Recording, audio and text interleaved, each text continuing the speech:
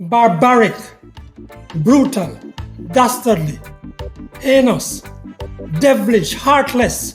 All these and more words have been dragged up to describe the events surrounding the slaying of 80-year-old Danielle Rowe.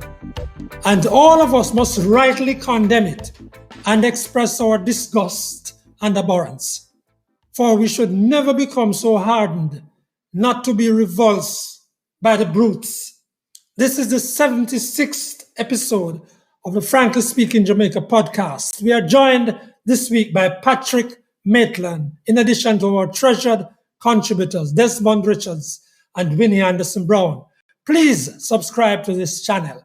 Frankly speaking, as Jamaicans continue to hurt over Danielle's death, we hear all kinds of suggestions for security, even a camera on every knapsack. But hardly do we hear honest suggestions to deal with the conveyor belt of brutes being produced by this, our society. For make no mistake about it, and I return to my characterization of it last week, these are crimes committed by brutes who have no boundaries, no standards, no heart, and no future. Frankly speaking, Dr. Omar Davies once infamously described them as irredeemable. It is the structures in the society that keep generating them. It is the society that has gone brutish and cold, frankly speaking. And what is frightening is to cut off some of the heads, to hang them high until they are dead. Hang them until they are dead, as MP Robert Montague said in Parliament last week, amplifying the sentiment of the great majority of Jamaicans. That won't solve the problem, Mr. Montague. It's a hydra-headed problem. Cut down one and 10 more spring forth, frankly speaking. It's the same beast that produced the one who killed a woman and her 4 children in Croftsdale, Clarendon, a mother who extended her arm of help to him, and he stabbed her and her children to death. It's a similar stock of irredeemable brute that went to the home of 47-year-old Manjula Stewardson in Greenwich Farm, and having shot her in the presence of family members, reportedly stood over her and pumped 3 more into her body Wednesday evening, June 17. It's the brutes, people. We have been perfecting the laboratory for them for years now. What do you expect when boys and girls grow up in a yard with 60 people and no toilet or latrine even, and parachute their body waste into the gully or next door into the bushes of the capture? And there's one shower for them all. One. What do you expect of young boys and girls who see real-life episodes of transactional sex in the one room shared by 4 children with their mother, and the man who passes through for sexploitation? I can tell you the answer. Ask a teacher friend of mine who walked into a classroom in St. Mary half hour after school and saw a 5-year-old with his head under a girl's skirt. The little boy said he saw mommy and he called a man's name. He saw them do it. And when the mother came to school, she asked with attitude why they sent for her.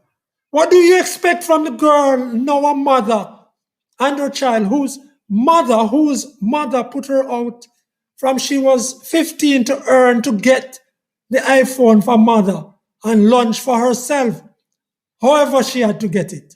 What do you expect of the boys wiping cars in the days, and some of them being forced into selling themselves in the gullies around Kingston at night? Is this not the place where for years now boys and girls of school age are told in the most brutish of form, no schoolers, are thrown off buses, Or where scholars are accepted, they must lap up for the ride. Is this the same place where it is okay and so commonplace that children in the rural areas, in fact, in preschool, early childhood grades, are stuffed into the trunks of sedans or the back of station wagon taxis? And frankly speaking, is this a society where just last week on Main Street, St. Anne's Bay, from speaker boxes at a storefront, the most foul and filthy lyrics are played as children pass from Marcus Garvey High, lyrics telling girls to sell their bodies? Is this not the society where the sound man calls out at 3 in the morning for the show of lighter if you are a whore, and he gets a galaxy of lights? And what do you expect? Is this not where they have been saying in form of a dead, or getting encore when a man says at the domino table, or as he builds a spliff at 8 in the morning, we will make a dopey as a threat for anything? We know this lab we have created for brutes. We have been pretending and not all these years. So let's not pretend surprise when one just behaves like a brute, without mercy, without heart, without care, and without a future. Frankly speaking, the conveyor belt is disgorging them, even now, today. Time prevented us from last week completing the discussion about Jamaica's ballooning and strangling food import bill. Here is journalist and publisher of the monthly agriculturalist newspaper, Patrick Maitland.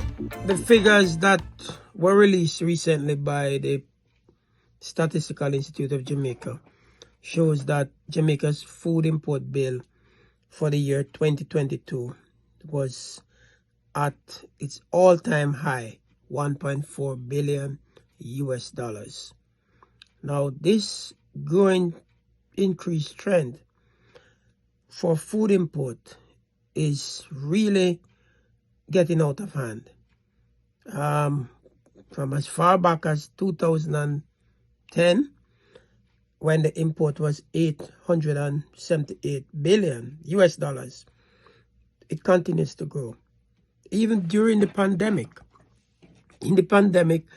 that's around 2020, when the country was shut down, tourism was shut down, we still managed to import $1 billion worth of food. Yet they were saying that the import bill is moving up because of the growing tourism market. No, that's not true. Tourism market has not significantly pushed the growth of food import. What I think is happening is that we are just importing food because it's more economical and the people make more money from it. It's simple as that. And so that's not sustainable anyway. The Jamaican economy will continue to struggle if agriculture continues to be weak and if we are importing more food than we really need to import. But what is so sad is that the export agriculture is really not growing much. So, for example, in 2011, we imported $232 billion worth of food. That's US dollars. Today we are at $273 billion. I mean, in 2022, we were at $273 million US dollars. So while import is shooting up, skyrocketing, export remains very flat and is not growing much. And we need to do something about it. We need to have a serious program to push export, remove all the barriers for export, and we need to put in place better program to make sure that we are importing what we really need to import, right? And don't allow people to just make money from it for the sake of doing that. And so something needs to be done. Curb imports, but support export. Thank you. That's Patrick Maitland. And here now is Desmond Richards.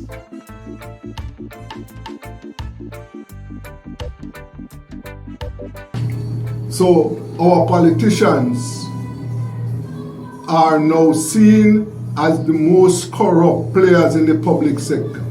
They have toppled the police. The police were the leading players in this field up to last week when this report done by the Northern Caribbean University was released. Now, this is not new to many of us. We know that our politicians are the leading players on the corruption table. And that is one of the reasons why they are so hostile to the Integrity Commission.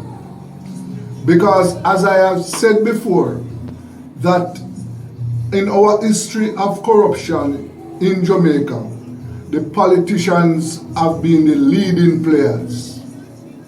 Now, this is what we are dealing with. How are we going to deal with this? These are the men and women who have just voted for themselves gigantic, big pay increases. Yet they are the ones who are supposed to set the rules, set the examples, and they are among the most corrupt players. Now, one of the things that we must know, that corruption is a very expensive thing in Jamaica. It is costing the country millions of dollars. And something will have to be done. The people, we the people, must demand that an end must come. We must put a stop to corruption. We must let our politicians know in very clear terms that they must clean up their acts, want the situation to be dealt with so that the people of Jamaica can earn and live decently, so that they don't have to rely on politicians for these basic things. And we are demanding action, very strong action to be taken to clean up the corruption among those who are elected to lead the country. That's Desmond Richards, journalist and founder of Rebel Radio Jamaica. And now, Winnie Anderson Brown. I am sharing with you my conversation about voice cloning with Bing Chat. And remember that Bing Chat is powered by Chat GPT 4. Question: can Chat GPT do voice cloning? And the response: yes. Microsoft is working on an artificial intelligence called Valley that can clone someone's voice from a 3-second audio clip. And the details are given that I won't go into. My response: thank you so much. Things are moving at lightning speed. This can be dangerous. What can we do to mitigate this? Answer: yes. Technology is advancing at an unprecedented pace. To mitigate the risks of AI, it is important to ensure that AI is developed and used ethically and responsibly. Microsoft has a set of AI principles that guide the development and use of AI, and details are given that I won't go into. My response: thank you so much. Who will police this in a world where people can be so unethical? That's a good question, says Bing Chat.